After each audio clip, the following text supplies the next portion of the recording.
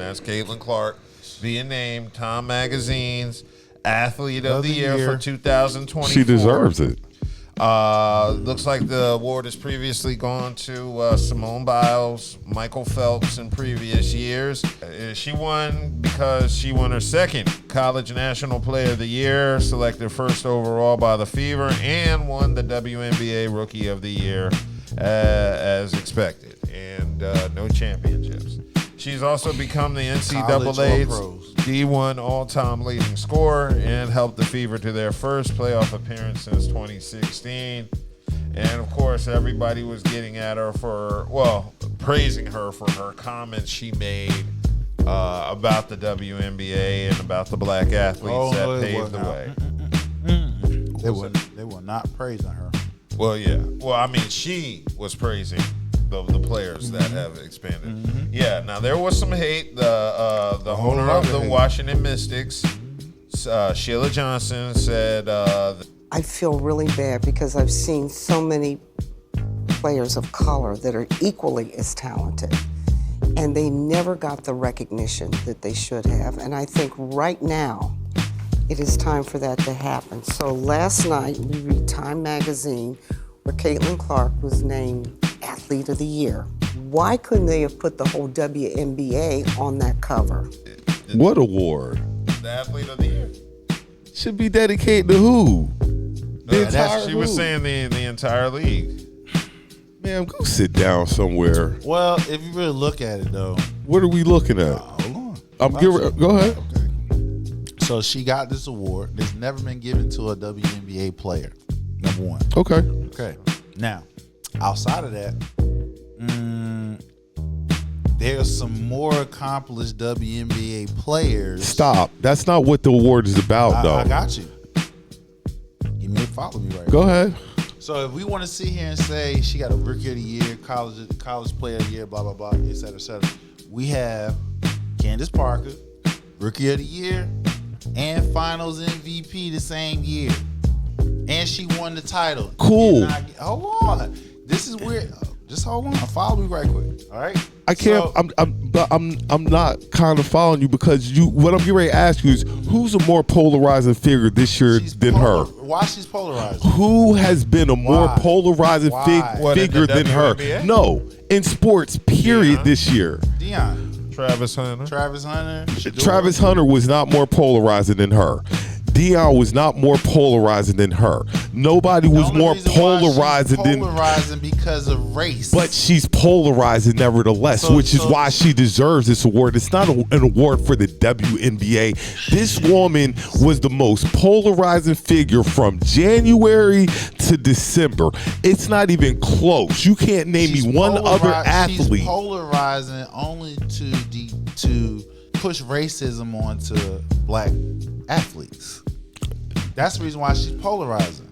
If you take away her and Andrew Reese confrontation, the see me, you take that away, you're not even talking about Yes, you are. No, you're not. Yes, you are. You're talking about this chick. You're talking about. Let me explain something to you. You're talking about her, but you're not talking about her like how she is now. So you know why she's getting a lot of hate. Because the fact of the matter is, all the endorsements that she was getting, where you have well-established WNBA players who have better career status, that won in college, that won in the and pros, that's great. and But they ain't getting none of that. what makes it different is all these WNBA players you're saying is okay. She didn't go to a big school like UConn, Connecticut, so Tennessee. Tennessee, Stanford. Okay, so top USC. Yes. Recognizable school. Yes. Okay. All right. Cool. There's no other player who's came from a school like a small, and it is a D1 school, but Iowa is nobody in women's basketball. Just like the University of South Carolina was nobody in basketball before Dawn Staley showed up. Of course, but they've been a powerhouse for years. Before Dawn, when Dawn got there, but I was not a powerhouse. This young lady came out of nowhere. She was knocking, and they're not going to be ever again. Right, so go ahead. She brought this school that's nobody's. Nobody was talking about her, hitting threes from everywhere, plus dealing with all this stuff outside the court. the racial stuff and stuff like that. All she her. True indeed, but nobody else had to go through anything like that except for Angel. Angel went through it as well, but Angel, she really didn't have to go through until she started showing her fans what she thinks, how she thinks. So when she was going through it the whole time. She just never said nothing. Exactly. So now you highlighting what I'm saying. What I'm saying is, why she kept quiet and shut up and dribble with Kelly, what's her name? Totally insincere. And here's how you know it's totally insincere. Because if Caitlin Clark really felt uncomfortable in the spotlight as the newbie who's white, because white people didn't build the league, she wouldn't have said yes to being Time Magazine's Athlete of the Year. And you've managed to piss off your fan base. She's lost thousands of fans, maybe more. So when she gave her fans her insight how she think about by liking Taylor Swift, they started going against her. So now we fast forward to this time shit. She's giving recognition. She's saying, I'm acknowledging my white privilege. And the fact that my white privileges has helped propel me to where I am, I have to remind people that how I was able to love this game.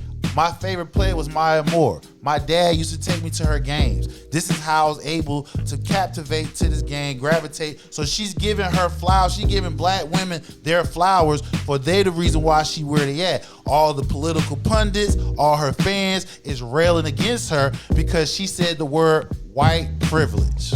Okay, and that's cool. But nevertheless, there's no other athlete that deserves the Time Award more than her. It's not. You can't name one. I can name. You talking about? There's no athlete that deserves it more than her. Any athlete. Any. What? Who deserves it more than her? She was dealing with stuff on the court, off the court. Who else deserves it more than her? Okay, so now, frame, because you're labeled. You said athlete. When you say athlete, are you talking about what they do on the court?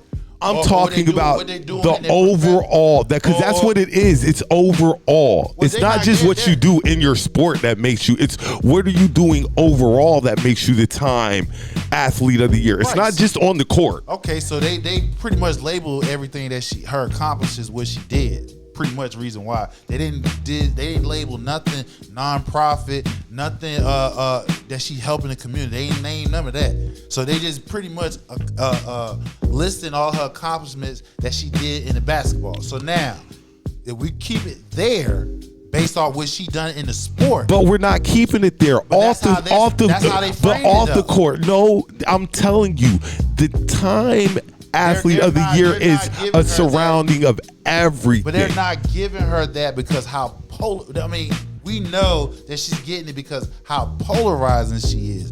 But they gonna cover their ass by saying they listing all her accomplishments that she did from college to the WNBA. Do you think she deserves it? At the end of the day, do you think she deserves it? I can find another athlete that's just as better and could have gotten it. We can go Shohei Ohtani. Mm-hmm. I can go with Shohei Ohtani. But what does he deal with off the field? See, this is where I'm trying to caution you. They're not giving it to her based off what she done off the field. Based off with her criteria. Listen, based off the criteria that we read, they're listing her accomplishments from college to the WNBA. So if we keep it in that box frame only, I can go with Shohei Ohtani. You leave from the American League, Los Angeles Angels, to go to your crosstown rivals, to the Los Angeles Dodgers. You then, before Juan Soto he had the largest contract in Major League history. You then go through, and since you want to throw in off the field, your damn interpreter sitting here stealing your money, betting your money, old bookies, millions of dollars. That ain't got shit to do with. It does. You're talking about a polarizing athlete. He's from Japan. He's a two-way player, which is hardly ever done in baseball. He pitches and he hits, and he does great on either or. You leave. You are the best player in the league since you got here. You leave from there, go to the Dodgers. The first year in the Dodgers uniform, you win it all. Come on, bro. He can get it. Just off of that. And I just gave you something that happened. I don't think he's as more polarizing. betting money. I don't think he's more. It's a great story. It's a great story. I don't think he's more polarizing than Caitlin Clark.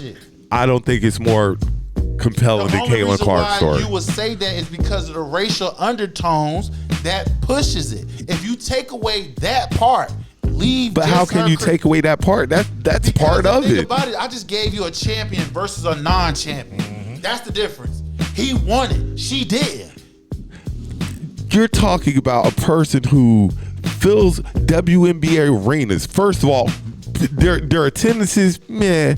But you're talking about a girl who put 17,000 people in the seats at 10 o'clock in the morning for a WNBA game. Okay. That's super impressive. That's beyond impressive. And I just gave you somebody who comes from Japan, who's been dominating American sport. He's a two-way player. Okay? He signed the largest contract in Major League history. Do you not know the pressure of signing any large-ass contract in any sport? He's been doing this the past couple of years. It's not like he just started this. You come in and you deliver a championship your first year doing it. That's hardly ever done. Hardly ever done. I still don't think. So he did it, and they favored next year to win it again. I believe Caitlin Clark deserved the award. Like let me ask you a quick question. Have you ever stopped to watch Shohei Ohtani play? Have you ever? I haven't watched. Never. Hold on. Stop. Never. Have you went to go watch Caitlin Clark play? Neither. You never watched not either in person. No, not in person. But have you watched the game? To see Caitlin Clark play? But you never watched the game for Shohei Ohtani. No. Need I say more? You know what? See, you can sit here and skip all you want to. We will talk about her based off her game, but she's okay. You know what I'm saying? When I say okay, I can name 5 WNBA players that's better than her. Her age, not women who've been in the league 3-4 years. I say 2 years. I'll give it 2 years. I can name. It's 5 players that's better than Caitlin. She's a good basketball player. I'm not taking that from her. But if you take the racial undertone from that, that's the only reason why she's being talked about. That's the only reason why we're talking about her, because of the racial undertone. She's being used to diss black women. Mm-hmm. Plain and simple. That's why she's getting all the resentment from black women, because they like, how you gonna bring this white woman in here? She get all the endorsement deal. Her. If you want to talk about accomplishment, I got accomplishments that go all the way back from high school. I won in high school. I won in college. I won in pros. But are those translating to views? You couldn't be a winner forever. Are they translating to views? Race, bruh. If you take race out of it, it's not translating into views. Plain and simple. If it translates into views, if I'm bringing in millions of views, you don't think I deserve some type of bringing it in solely off her game. It's proven facts. Just based off of her sitting here giving flowers to black people, her own fan base is turning on her because she should not be saying it. That means her fan base is not really her fan base, because we never seen no shit like that before. I'm part of her fan base, so I am her fan base. So what are you saying? But you are not disagreeing about her thought process, her opinion. Her majority of her fan base, whites, non-black, they disagree with the he's saying. She's getting clapped back from her own fan base again because she's giving flowers to Maya Moore. She's giving flowers to the women in the WNBA that gave her the platform to come up in there to show her skills. We all know that the WNBA was really solidified off the backs of black women. We're gonna say this we all know this. I'm gonna say we again. know this. White America, don't pay attention to that, because they could not. There was nobody in that league that they could have used to. So do you're what telling me, out of all the white young ladies that have come out,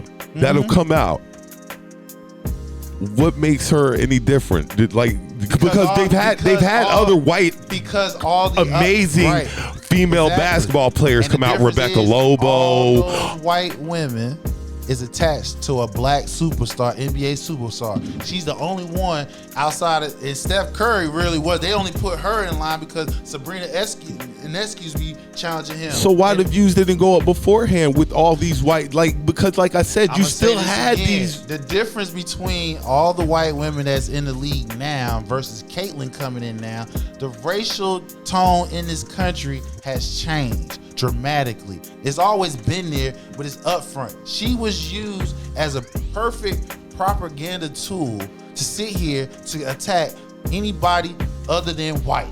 If you had a disagreement with anything white, you was the enemy. And they used her. Now, since she's came out and spoke her mind and telling people like, hey, y'all might talk that but I'm over here.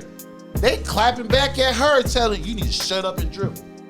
You don't know what you talking about. You should see some of the comments of her fans are saying there's always going to be that. No, sir. It's nothing to clap back after somebody who's telling facts. She's giving facts. There's always going to be that segment who are going to have a problem with you. The thing is, us, the ones who are her supporters, black, white, and different, we don't care about none of that. Just like to see the girl who. Of course. Just like to see the girl get busy. But we are the quote-unquote minority. Because the ones who's kicking out the money, they're giving out the endorsements, the political pundits, you feel what I'm saying? They the ones that's making noise about this. They the ones that's making the racial thing about this thing. So shouldn't we be kind of happy? Like, hey, she getting our girls paid. Again, she getting the money that they should have been got. Somebody who's been in the league who opened the door for her, right? They feel like they should have been got that. Well, whose fault is it that they didn't get it? It's not hers. Now she getting it. Again, they're not blaming her per se.